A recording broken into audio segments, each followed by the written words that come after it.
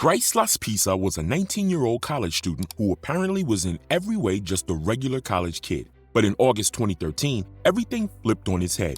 What followed was a 48-hour series of strange, erratic behaviors that stretched for hundreds of miles, resulting in numerous bizarre encounters until finally Bryce's car was found wrecked. But Bryce wasn't there. Despite massive search efforts and endless theories, no solid evidence of what happened to him has ever surfaced. Did Bryce suddenly lose his mind? Did he take his own life? Is someone else responsible for this? Today, Bryce's disappearance remains one of the most baffling, unsolved cases in recent memory. Is Bryce still out there somewhere? Let's get into it. Bryce graduated high school in 2012, and you'd think that a tall, gangly, red-headed kid would have had a hard time in school, but quite the contrary. Bryce was funny, cheerful, and had plenty of friends and was a pretty decent basketball and football player. And Bryce wasn't just some one-dimensional jock. He was an artist too. His bold geometric prints were very impressive, so it shouldn't be a surprise that he went on to study graphic and industrial design at Sierra College in Rocklin, California. He was nearly 500 miles away from his parents' home in Laguna Niguel, but Bryce wasn't lonely. Likable, sociable, and an all-around nice guy, he bounced into his new environment with all of the enthusiasm that he usually took on everything else. In 2013, with his first year of college already done and dusted, not to mention a pretty sweet group of friends and a girlfriend named Kim Sly, Bryce started the new year off by moving in with one of his new college buddies, Sean Dixon. The next year started in late August, but this time there was something noticeably different with Bryce. All throughout high school and during his first year of college, he was known to have a few drinks, maybe even a bit of weed with his friends, but all within regular college kid standards. But never anything outrageous, at least not enough that anyone would call him a party animal, not even close. The hard partying started during the summer holiday and wasn't slowing down at the start of sophomore year.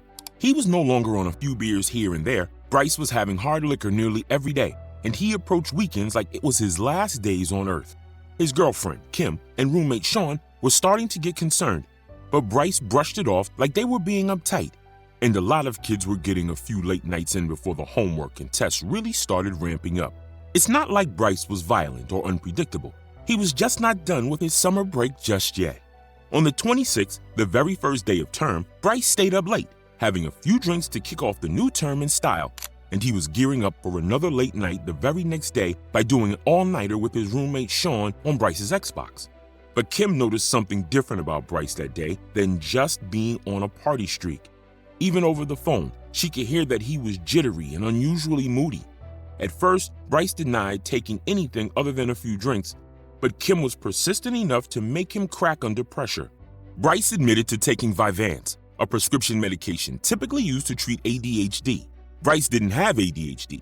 He'd taken it so that he could stay up late for that all-night gaming appointment. Vyvanse is an amphetamine, meaning that if you do have attention deficit disorder, it'll induce calm and focus. But for those who don't have ADHD, it has the opposite effect.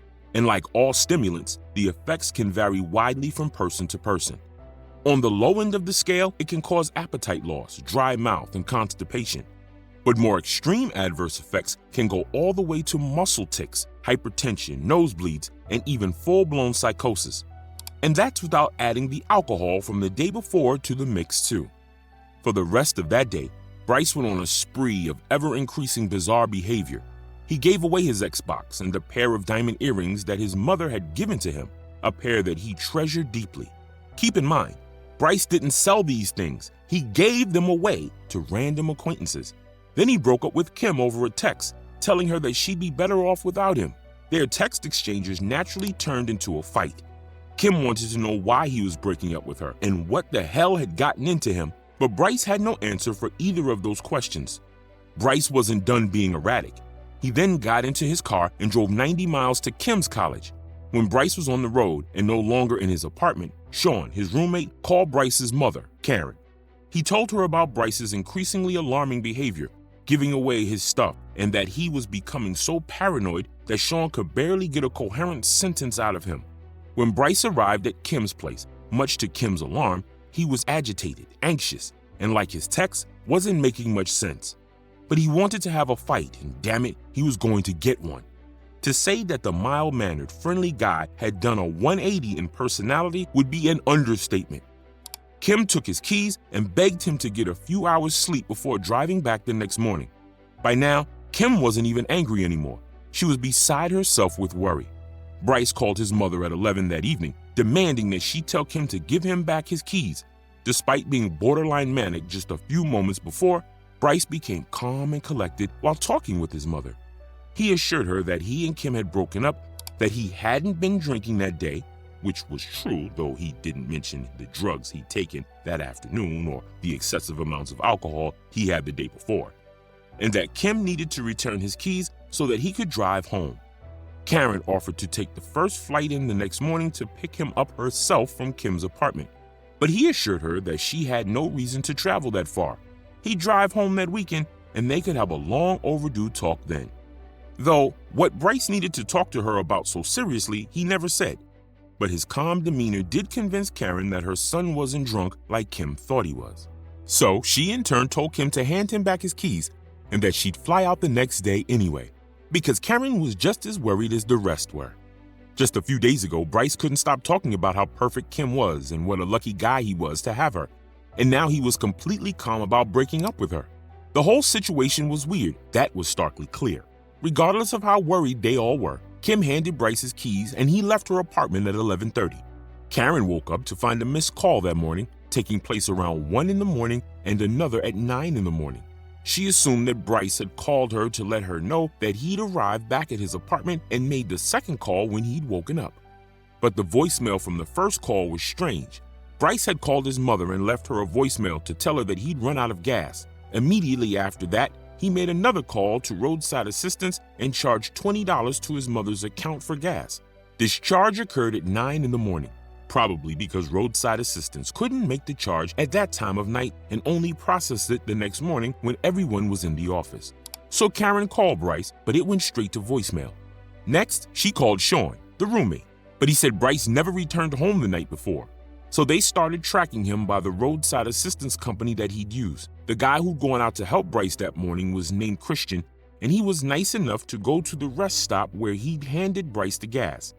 Bryce had called in from Buttonwillow, California, about 3 hours away from his parents' home. So he definitely reached the halfway mark on his way to his parents. And sure enough, there was Bryce, sitting in his car exactly where Christian had last left him. He hadn't moved in 3 hours. Oddly, Bryce was totally fine, completely coherent, and even took the offer to call his mother from Christian's phone. He said he'd be home in 3 hours, which was around the amount of time it would take to get from Buttonwillow to Laguna Niguel. Again, Bryce's parents took him at his word and let him drive the rest of the way. Big mistake, because 3 o'clock came and went and Bryce never showed up, and he still wasn't answering his phone. At 6 o'clock that evening, someone finally did something smart in this case. Karen called the police. Oh, they found Bryce all right, still in Buttonwillow. His gas tank was full, yet he'd only driven 1 block away from where roadside assistance last saw him and remained there for 6 whole hours, just sitting, apparently staring off into space. Police found him to be polite, cooperative, and his explanation that he was just blowing off some steam before hitting the road again was perfectly reasonable.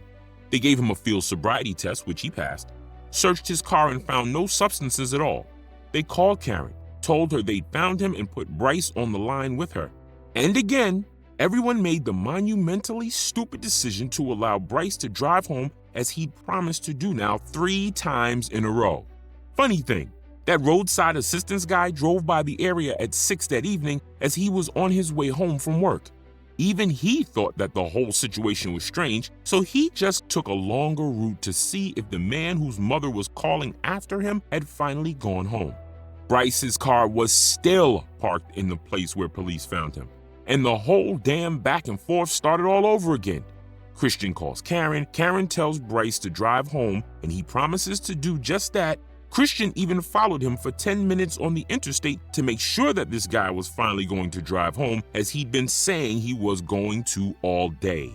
Christian was a complete stranger to Bryce 9 hours ago, yet this guy takes time out of his day to actually make sure that Bryce got onto that highway. I cannot fathom why Bryce's parents didn't just get in their car to go and fetch him.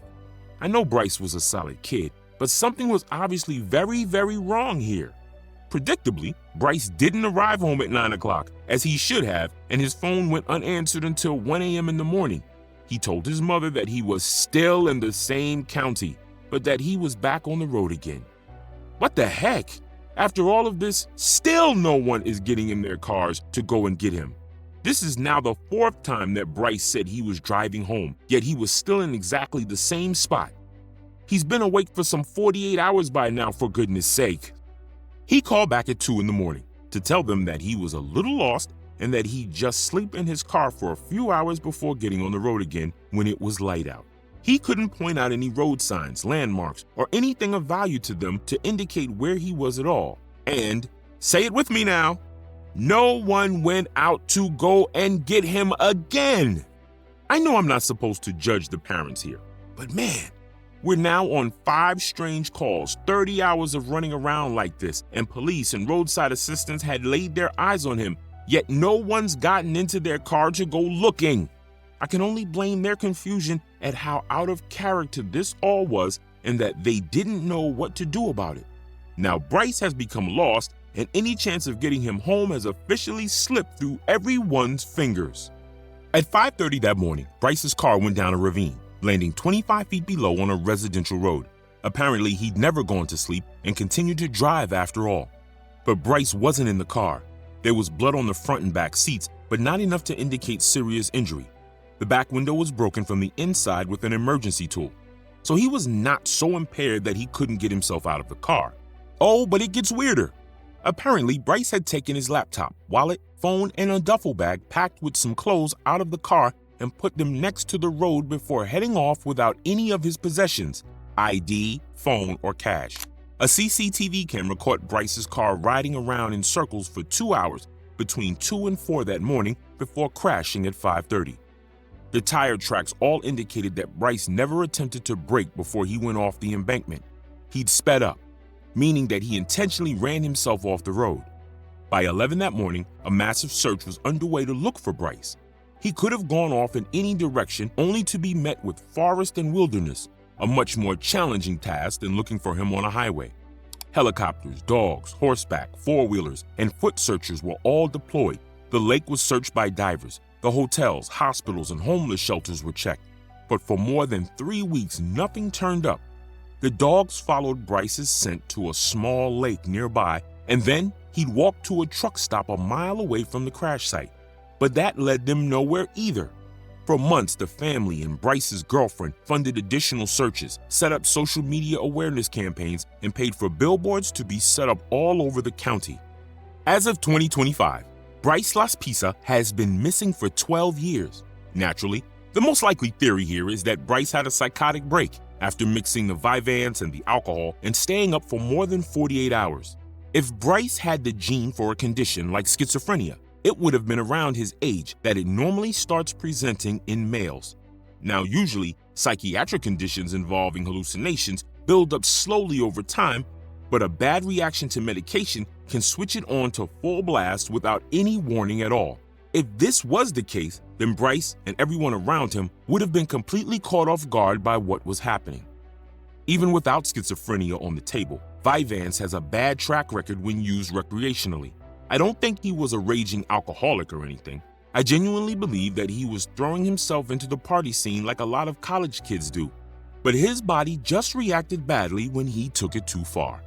This would explain all of his reckless, bizarre, and out-of-control character behaviors. But I don't think that Bryce's remains are somewhere out there in the woods. Those dogs tracked him to a truck stop. I think Bryce was in the midst of a full-blown psychosis, probably with a head injury on top of that, and he just took the first ride that he could to wherever. Who knows what he could have been thinking at that moment, or what he could still be thinking now. There are a lot of reports of old friends that have come out stating that Bryce came from an abusive household and that he had a much bigger problem with substance abuse than the initial reports indicate.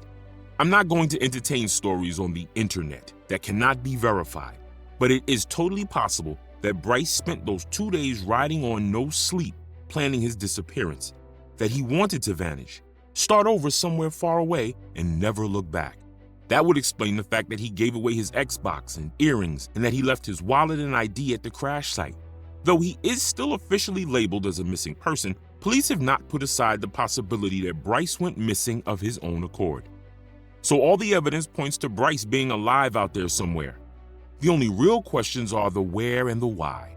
But until there's a massive break in the case, I'm afraid we're all just going to have to wonder. Unless you've got another theory. If that's the case, the comment section's wide open. Like, share, and subscribe to keep our investigations alive. Your insight might just be the piece that cracks the code. See you in the next one. Cheers.